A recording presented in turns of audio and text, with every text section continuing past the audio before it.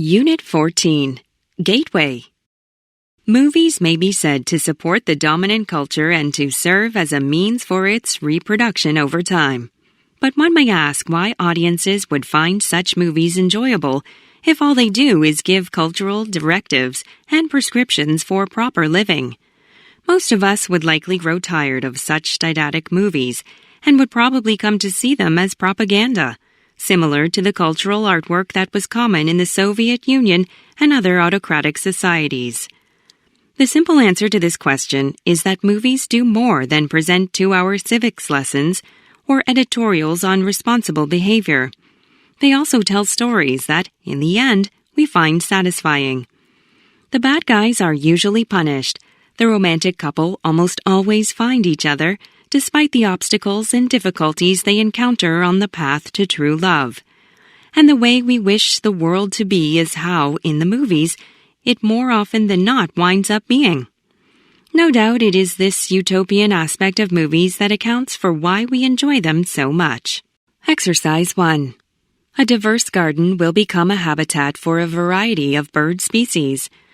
But if all the birds were to sing at the same time, each one's melody would be drowned out in the cacophony of voices. In order for each singer to be adequately appreciated by his rivals or his sweetheart, each species focuses on a specific time in the morning, or rather not a time, but a certain position of the sun. These are relative to sunrise, a precisely definable event.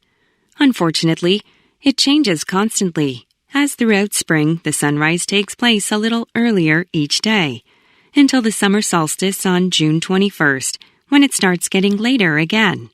So, bird song is perhaps not ideal as a genuine replacement for your watch, although each species tends to observe its relative time slot, day by day, with astonishing accuracy.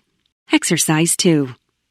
With reference to the variable of intensity, it is almost stating the obvious to say that bright lights or loud sounds can attract our attention.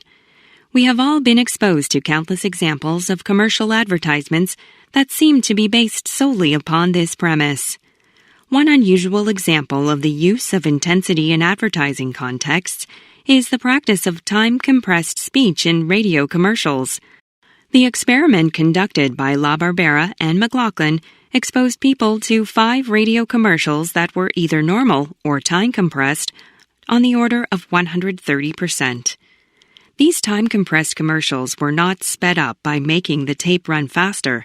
That would also increase the frequency of the auditory signal and make the announcer sound like a high-pitched Mickey Mouse. Rather, the time compression technique involves the shortening of pauses between words and the reduction of the length of vowel sounds. This results in a message that runs more quickly, without changing the pitch of the announcer's voice. These researchers found that the time-compressed advertisements elicited more interest and better recall than the normal ads. Exercise 3. Recycling means recovery and reprocessing of waste materials for use in new products. Recycled waste can be substituted for raw materials, reducing the quantities of wastes for disposal, as well as potential pollution of air, water, and land resulting from mineral extraction and waste disposal. However, recycling has certain limitations when applied to radioactive materials. Due to their inherent radiation, radionuclides are much more difficult to recover from contaminated materials.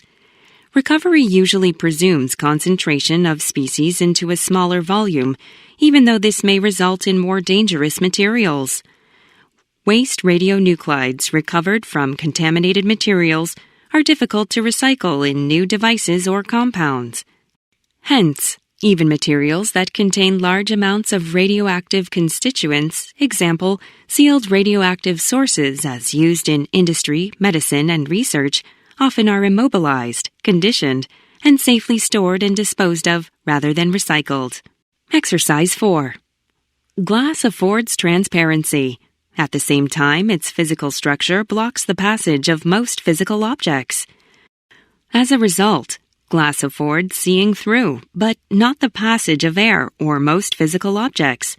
Atomic particles can pass through glass. The blockage of passage can be considered an anti-affordance. the prevention of interaction.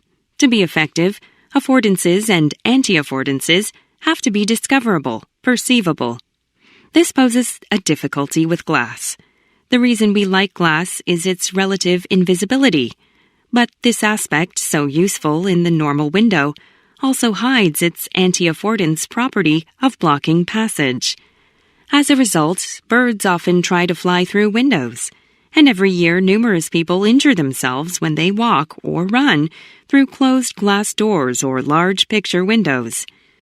If an affordance or anti-affordance cannot be perceived, some means of signaling its presence is required. Exercise 5. In cultural contexts that require polite formulas rather than honest words, language may lose almost all its communicative function, and here food often takes over the role. In formal dinners around the world, it is not usually appropriate to send the important social messages verbally. Words are bland and carefully chosen. More information about the actual social transactions going on at the dinner is transmitted by food choice and distribution. The most valued guest often gets the choicest portion, and so on down. Other aspects of the ritual may communicate even more. Everyone carefully observes who sits next to the host, who sits at the host's table, who is the first one to be greeted, who is served first, who gets the best piece of meat, or who is urged to have seconds. Exercise 6. Ritualistic behavior designed to influence future events is not, it seems, limited to humans. B.F. Skinner's classic research into superstition in the pigeon, conducted at Indiana University in 1948, supports this hypothesis. Skinner described an experiment in which pigeons were placed inside a box and were presented with a small piece of food once every 15 seconds, regardless of their behavior. After a few minutes, the birds developed various little unusual rituals, such as walking round in circles, moving their heads up and down, and so on. The pigeons appeared to have concluded that their little routines were causing the release of the food, even though in reality there was no relationship whatsoever. Skinner's explanation for this phenomenon was that the accidental pairing of the release of food early on in the process with whatever the bird happened to be doing was enough to reinforce that particular type of activity. Exercise 7. Within the domain of concrete entities, objects and substances have very different properties. Objects are individuated, whereas substances are non-individuated. Thus, the two kinds of entities have fundamentally different criteria for the notion of identity or sameness. When we say that two objects are identical or the same, we are referring to two objects in their entirety and not to two distinctive parts of a single object. In contrast, when we say that two substances are identical or the same, there is no notion of wholeness. Substances are of scattered existence, and there is no such thing as whole sand, whole water, or whole clay. This portion of sand is identical to that portion of sand, as long as the two portions consist of the same physical constituents. This difference in identity or sameness between objects and substances leads to fundamentally different extension principles for determining category membership across the two ontological kinds. Exercise 8. Although the efforts to revive dying languages are admirable, the challenges facing those who would reverse the extinction process are intimidating. Not all of the extinctions are the direct result of hostility and repression from a dominant government, as was the case with the American Indians throughout most of U.S. history. But where brutal repression failed to make indigenous languages and culture extinct, intense globalization since the 1980s has been more successful. The recent revolution in communications technology has provided powerful tools, through the airwaves and cyberspace, for the spread of mainstream Western culture and language. Yet, for some endangered languages, the tide is changing through the digital revolution. As Rosenberg points out, digital technology, discussion groups, software companies, and apps are lifelines for language preservation for minority and endangered language communication needs.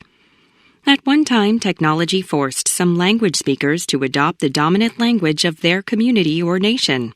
Now, new tools create the possibility for revitalizing languages and retaining language speakers of endangered languages.